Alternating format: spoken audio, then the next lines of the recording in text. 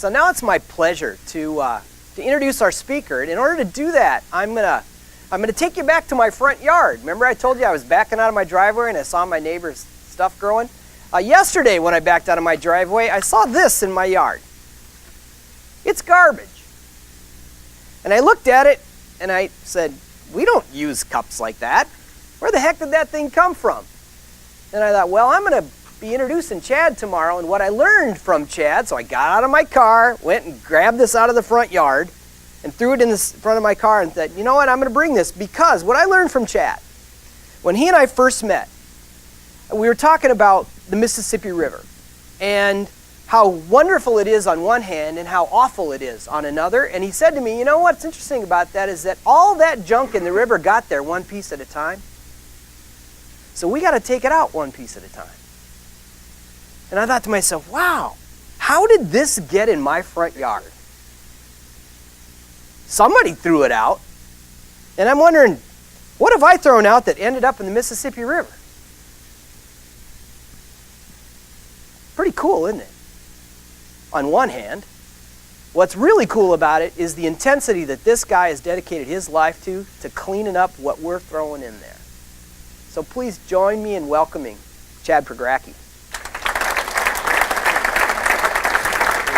Appreciate it.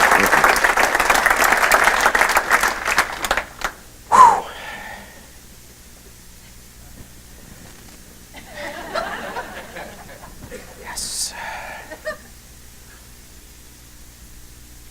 Terry Becker, will you stand up, please? Chairman of our board, Terry Becker, please stand up. Let's give it up for Terry Becker, folks. First time here. Welcome. No, I want to thank Paul and everybody here. It's great that you guys, the organization's growing and the thing's sold out, and I stopped growing in 6th grade, so it's really, I'm just kind of intimidated by this whole thing. But a lot of you guys are in business, and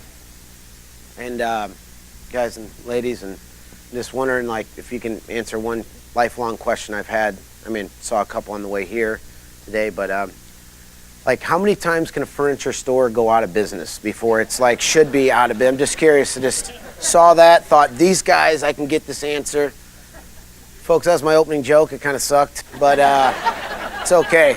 It's all right. It's worth trying. No, but I want to thank all of you guys for sponsoring this event. It's a great deal you've started here, and also I want to thank a lot of my sponsors, C.H. Robinson, for having me here, and then Cargill. Cargill's been sponsoring us since 1999, giving us over $1.5 million to help our mission since I started, and been great, not sponsors, but partners, really. And matter of fact, I just got a Cargill tattoo. I'd show you, but it's kind of scabbed up, still just got it, so I'm just not going to do that. But really, those sponsors make it happen, as you know, and if you're sponsoring this, that's really cool. Hope you'll continue to do it.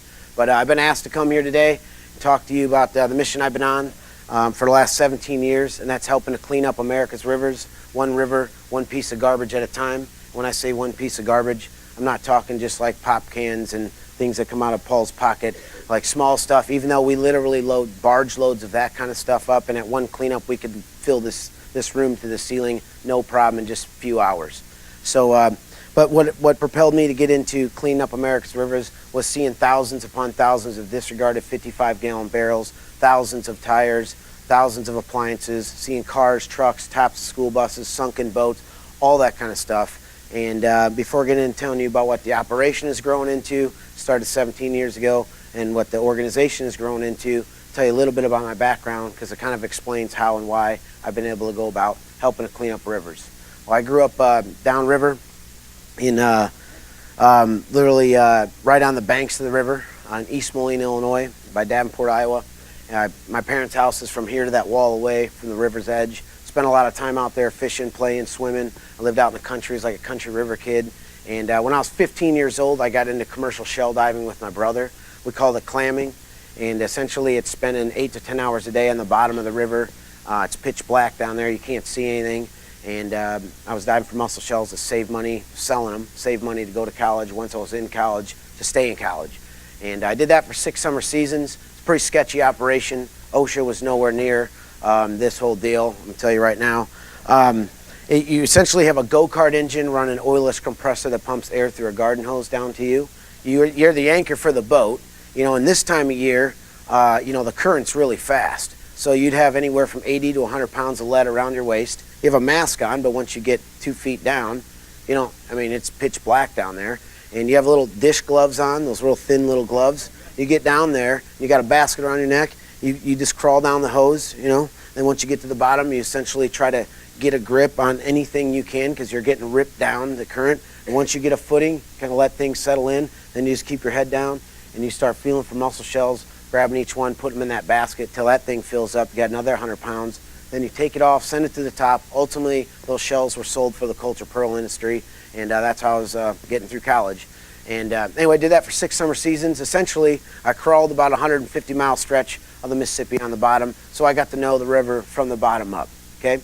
That's what I was doing in the daytime in the summer months, and then at nighttime, my brother and I would camp out on all these different islands, and that's really where I started to see all the garbage, okay? And I also dropped out of college to be a commercial fisherman. It's a great move. My parents were really pumped on me. They were like super pumped. Seriously, they were like, yes, great. Actually, they weren't because they were both teachers. But anyway, no, then I worked on barges. I worked on barges running sand up the Illinois River, and all those experiences, I kept seeing all this garbage. And the more I started to focus on it, the more I wanted to do something about it. And it was actually, I was 17 years old the day I decided that I was going to clean up the Mississippi River. And long story short, there's a barrel pile that had been sitting there for probably 50 years. It was right by the entrance of Marina in my hometown near Rock Island, Illinois. And I was coming back from shell diving. It's about 8 o'clock at night, still light, beautiful, And it was a Friday. I was coming back, and there's 3 big yachts sitting there. People are hanging out, drinking, enjoying the river. And, the river always is, people think it's beautiful, but a lot of people think it's dirty, it's nasty, all that. So anyway, I'm seeing these people hanging out, and right next to it is this huge barrel pile, and I'm thinking, that's what the hell they're enjoying the river? Right next to this barrel pile. I'm like, who's going to clean that up? Like, no one's going to do anything about it. It's been sitting there for 50 years. I want to do something about it. And all those places I've been seeing, I'm like, I'm going to clean it up. So I started calling the state of Illinois. I called the governor, I called the DNR, the DOT, I called every acronym there was. And they all told me, who are you, kid? What garbage are you talking about? No, we don't have any money for such a project. And I got thinking, you know what? Well, I did call the governor, like I said. I called him at least 100 times. I mean, I never got through to him. He never called me back. But he's in jail now, so it's probably a good thing that he didn't just, yeah. We have 2 in Illinois. I don't know if they're cellmates, and I don't know why I did that, but it's a bad deal. But anyway, never call me back.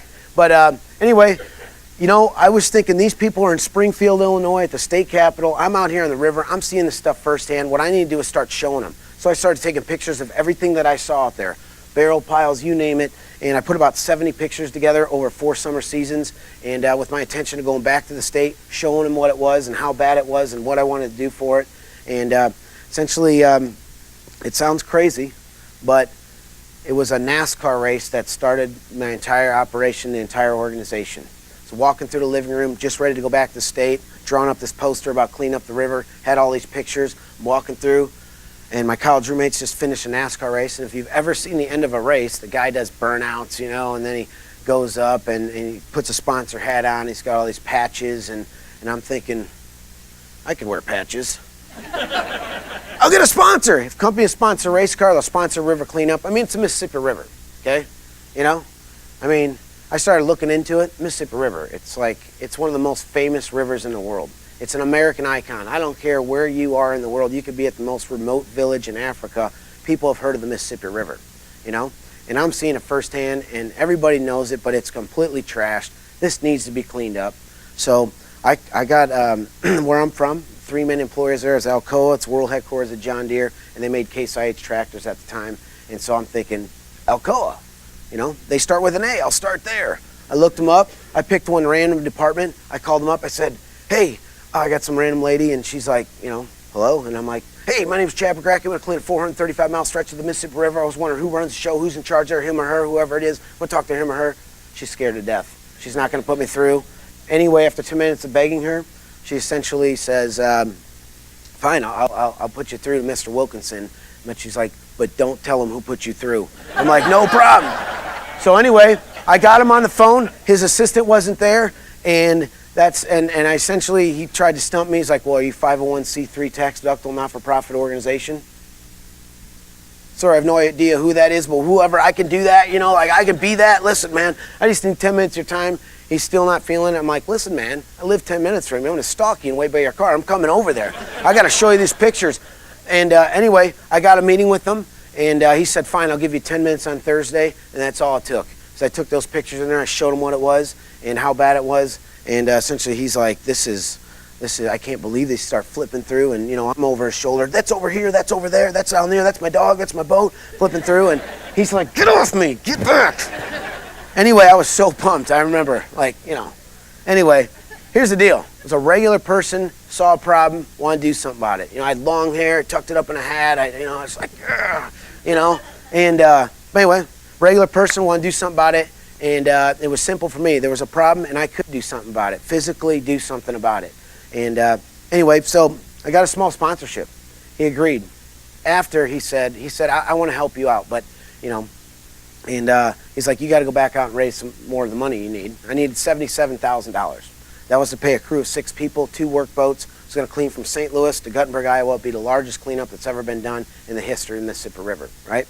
So essentially, after 6 weeks of calling everybody there was to call, I was calling Nike in Seattle. I called them all, same thing, you know. But hey, I don't blame anybody from any business, any state agency. I was 22 years old at the time. I'd never proved myself, let alone done the biggest cleanup that's ever been done. And but anyway, I crawled back in that guy's office. I don't know why you're interested in this, but I can't get anybody to help me. I was wondering if you'd help me out. It's like, fine, write me out a budget for just you going out there in the Quad City area, around the hometown, and cleaning up just with your boat you already have from shell diving. And anyway, so it was great. Went home, did that exact thing. It's awesome. Within the first, 2 weeks I was out there, people started seeing me. They called the media. The media was calling my parents' house. My parents were out of town. And so when they got home, which is great because I need a staging area for all the barrels and tires. No, they were not stoked. No, seriously. They were not happy when they got home. I'm going to tell you right now. They were not happy at all. But the answer machine was full of reporters, just, you know, local reporters wanting to do a story. It was against my better judgment, but my parents, you know, convinced me you can show people how neglected the river's been in the past, what you're trying to do about it, and it'll help the cause, help the mission. So, you know, against my better judgment, I listened to them the first time in 22 years. I called them back. I did a newspaper article. They sent it out in the AP, and the next day, I'm not kidding you, CNN's flying in. Peter Jennings was saying to Anderson Cooper when Anderson Cooper worked at ABC News. All these people are flying in. It was crazy. I was kind of like, I'll pick you up at the airport. We'll go out and pick some garbage up. I didn't think it was late breaking news, but that's cool. We'll do it. And that's exactly what I did. What I didn't realize was how much that would help get the message out there and how much it would sort of start a movement right off the bat. And I just had no idea.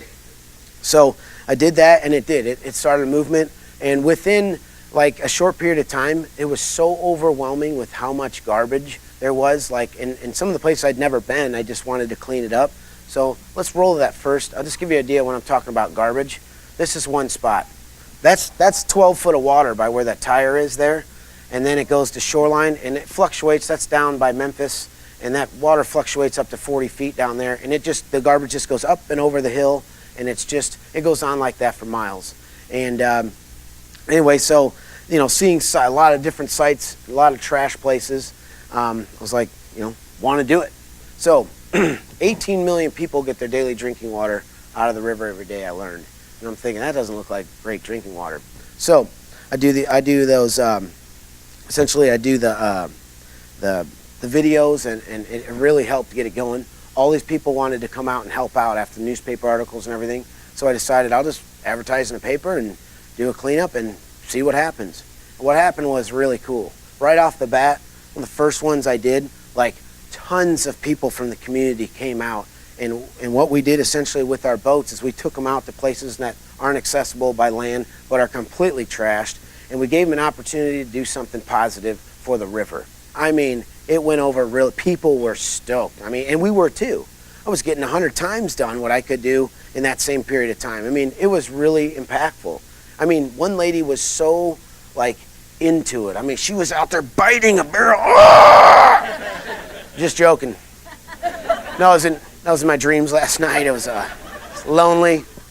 Anyway, no, but seriously, people were super pumped. And I'm thinking if it worked all the way, if it worked in our hometown, it'll work all the way up and down the Mississippi River doing community cleanups. And I also learned right off the bat that if you guys are in business, you realize that if your operations are not efficient, they will cease to exist pretty fast. And the way we were cleaning up the river was totally inefficient, right?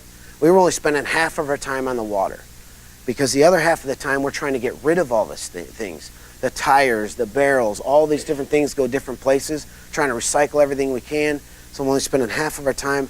How can we spend all of our time on the water? Does anybody remember that New York Harbor barge floating around back in 1987 full of garbage? Raise your hand if you remember that. Yeah. Why? Why do you remember that? I mean, I was 13 years old. I wasn't even into barges or garbage, and I guarantee you've seen a lot more newscasts that are a lot more pertinent to your life than some garbage barge, okay? But people remember it. So I'm thinking, man, if I had a barge, that would serve a lot of purposes. I could double my capacity to do more. I could spend all my time on the river. I could unload one time a year instead of half the week, right? And what the barge might do is make a statement about our rivers without me even having to say a word. What I mean by that is we made small piles at each of these town fronts, and then, hey, man, did you just yawn? Listen. It's contagious. I yawn. Everybody yawns in here. You might as well just go on vacation now. And I got another thing, too. I mean, when you look at me, you probably think steel, right? But I do have a heart, and that hurt. I was just getting to that pivotal point.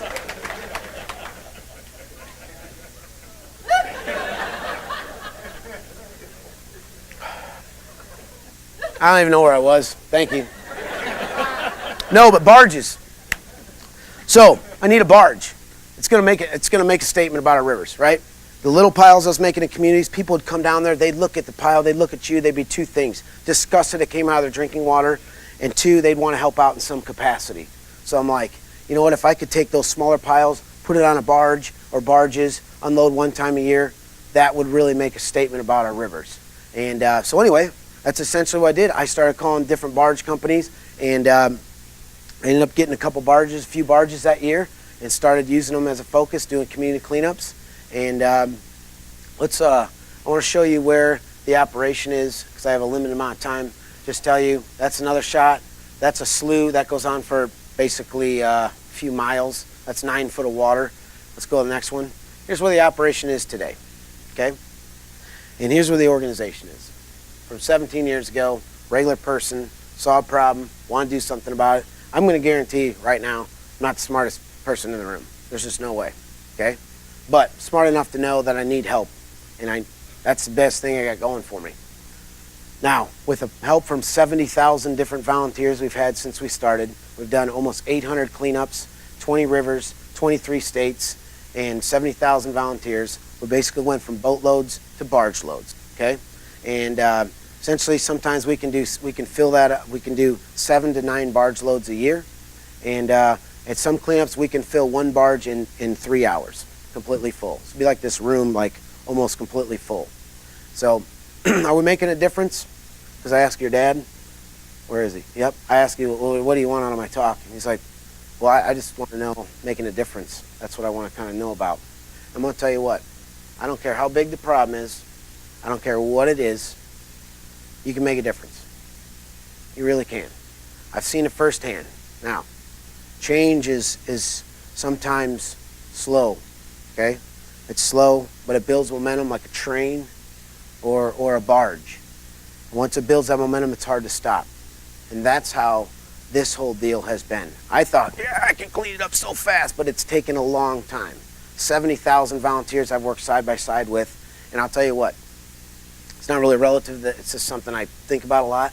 I'm thinking, I'm seeing the best of Americans, the best of the people who get up early, bring their kids down and clean up, a million other things they could be doing, thinking I'm seeing the best of Americans. And I think of the judges and police officers, I'm like, they see the worst. how do they stay like super motivated? I don't know. It's really not even relevant to this. I just want to throw that in there. Some of my thought. It's kind of like the furniture deal. I'm all over the place. But anyway, it's the only river cleanup operation like in the world. We go town to town, city to city. Are we making a difference? Absolutely. I've seen it from here all the way to St. Louis. I feel like we've made the biggest difference. Most towns we went to, sometimes 5 years, 10 years, time after time again, we don't even go back to because there's nothing to clean up. It seriously has worked. And that's not just me. That's the media. That's all the people. That's change. And it really has happened. And I'm glad to be a part of that. I'm certainly not taking credit for that. 70,000 people is who makes it happen. But getting back to you, whatever it is you care about, you guys, you're leaders. I mean, that's what this is, right? I mean, or you're going to be with after the 7 steps. There's a little plug for you. But anyway, this is the deal. You're in this room because you are of some importance. All right? And I'm just saying, like, you guys are in a great position to make change. So what I would do is suggest, and maybe I'm preaching to the choir for some of you, but if there's a cause that's dear to you, I would encourage you, like Terry or Rick, to seriously get involved with that cause. Just think about what's dear to you. It could be homeless, it could be kids, whatever it is. Like, use your talents to make the world a better place, which sounds cliche and all that, but I know it does. But it's seriously, you can do it. If everybody in this room just went back out in the community and like did twice as much as they're doing now and really got involved and used their talents, even if you're good at like data processing or something that you don't think, every organization needs your talents. I know from personal experience. So I'm just saying, get involved, take action, really. And here's the thing, I don't have a great ending for you because I've been doing this 17 years and I feel like I'm just getting going. And there's so many more rivers to do, so many more people to work with, and so many places to make change. And but I do appreciate your opportunity to be here today. I appreciate your guys' support, Cargill's support. Like, it's all about teamwork. By the way, that is the name of our new barge. It's teamwork. And anyway, there's so much other things we do too as an organization, but I'll spare you because it's not about me. It's about all of you making a difference. And I appreciate the opportunity to be here. Thank you so much. Thanks, dude. Thank you. Thank you.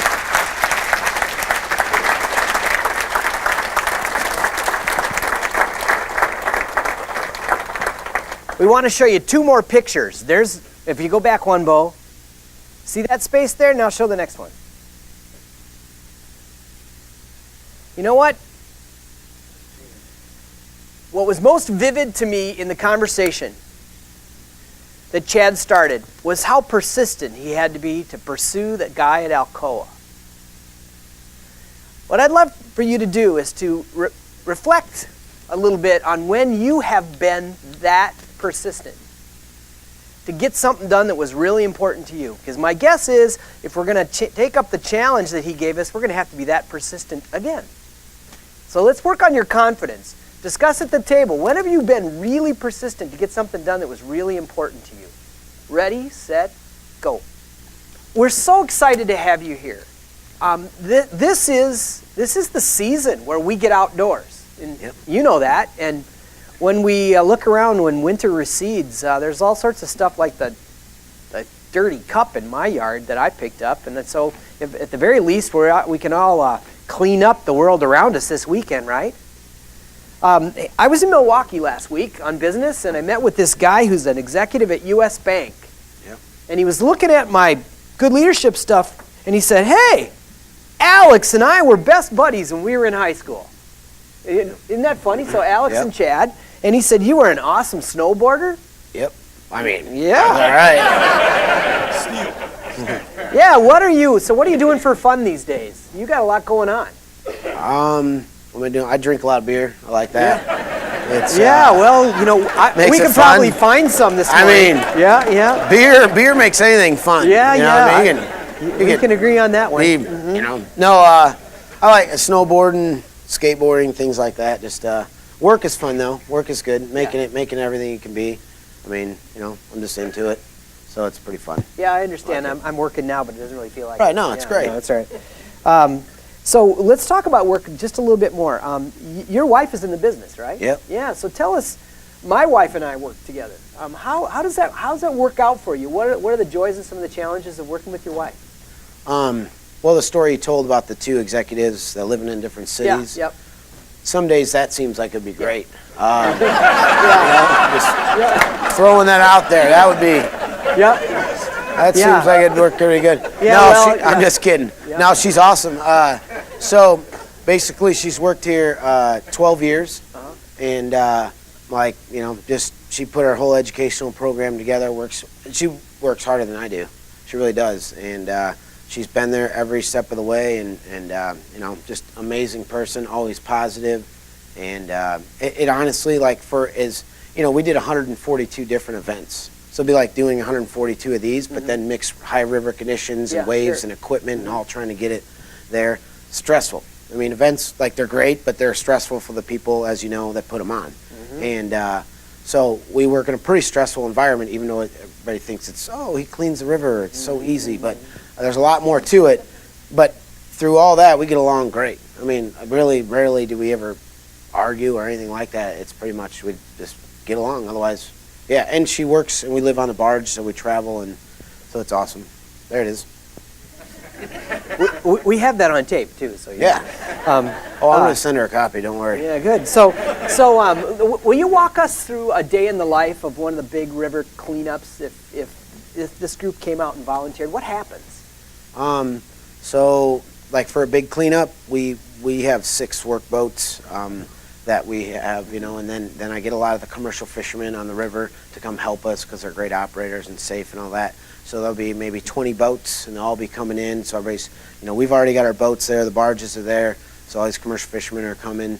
You meet with the crew, you go over a safety meeting right off the bat. These are the conditions that we have in front of us. This is what we need to be aware of, and this is how many people, this is where we're going to take them. I mean, it's pretty dialed in. We've done almost 800 of them now. So anyway, you go through safety, then you basically go back, you get everything ready, and then the event starts. You load everybody up, and I'm usually the last person to go back out, helping all the boats get off, and everybody takes out to different islands, and then once the event's over, bring everybody back, and then usually eat, and then we go back out, and we get all the garbage back in those boats and bring it back, load it onto the barge, and sort it out. So it's like, and then we tear everything down, and then we move to a new city or a new town. So it's kind of like being in a band. So there's 10 of us, 5 girls, 5 guys. You're on tour. You go in, you set up, you tear down, you move to the next one. The only difference is like a tour bus. It's kind of glamorous. It goes 70 miles an hour. Our barge is full of garbage and goes 3 miles an hour. So you're like, just not quite as. Woohoo! Yes. Right? Yeah. Well, so do people climb out of the boats and down into the water and pick stuff up, or? So a third of it's like right on the in the water of what we do. A third of it's on the banks, and then a third of it's like up in the woods on the islands. Okay. So it's a mixture. And usually people think a lot of stuff is on the bottom of the river, but really the river scours it out, pushes it up in the shallower areas, and then that's what we do. So yeah, it's outstanding. Thank you. Thanks for explaining that. This is the first time I've ever shared the stage with the CNN Hero of the Year. Yeah. It's awesome. We're so grateful you're here. There must have been some spine-tingling moments along the way. You've done remarkable things. Can you explain to us maybe one of those moments you just felt like, holy, man, this is awesome? The CNN thing was pretty cool, man.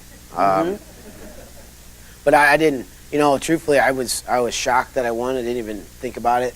Tell us the first thing you did when he told you you're winning $250,000.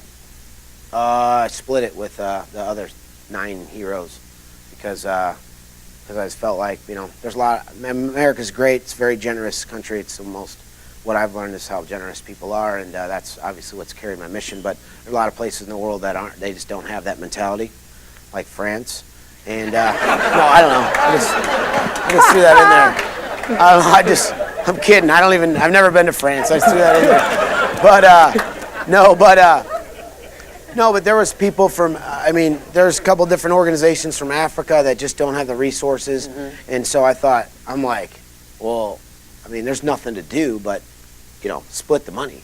But there was a dilemma as I literally was walking up there going, I can't split it evenly because there's a lot of people who voted for me. There's a lot of people who voted for clean water in America.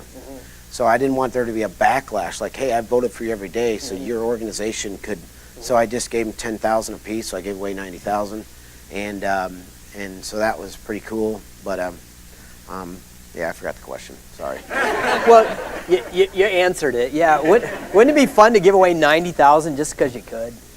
Awesome. Oh yeah, I was scared of my board. I'm serious. I was like, I didn't really ask the board like, hey, can I just give away 90 grand real quick? But honestly, by the time I actually got back to my hotel room, like a few of the sponsors came through, and I almost had all the 90,000 back. So it was really cool, and I didn't expect that. It wasn't thought out. It just happens. But I do have one.